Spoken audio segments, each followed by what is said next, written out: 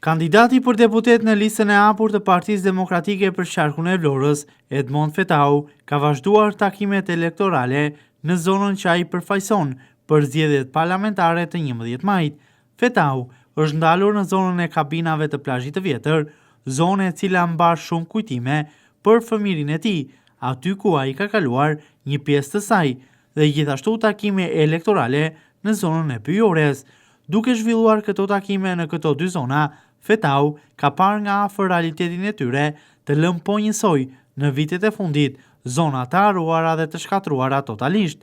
Sipas Fetaut, në këto zona, banorët jetojnë në kushte minimale, në varfëri të thellë, me pensione qesharake dhe me ndihma sociale të papërfillshme.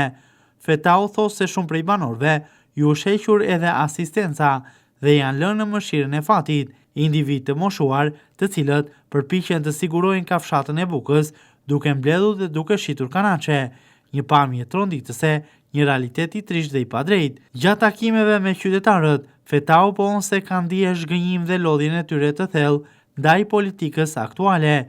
Sipas tij, banorët kërkojnë ndryshimin, kërkojnë vëmendje dhe zgjidhje konkrete, jo më premtime boshe.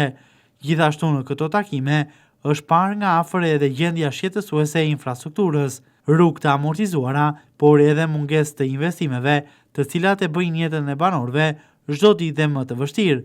Edmond Fetau angazhohet që këto shqetësime do t'i përcjellë me zë të lartë në kuvend dhe do të punojë me përkushtim për projekte që sjellin përfaqësimin dinjitoz dhe përmirësim real të infrastrukturës dhe jetës së banorëve. Sipas tij, në sytë e këtyre njerëzve ka dëshpërim, lodhje dhe zhgënjim, por ka gjithashtu edhe një fije shprese. Shpresë tek Partia Demokratike të një program që mund t'i rikthejë dinjitetin dhe shpresën banorëve për një jetë edhe më të mirë.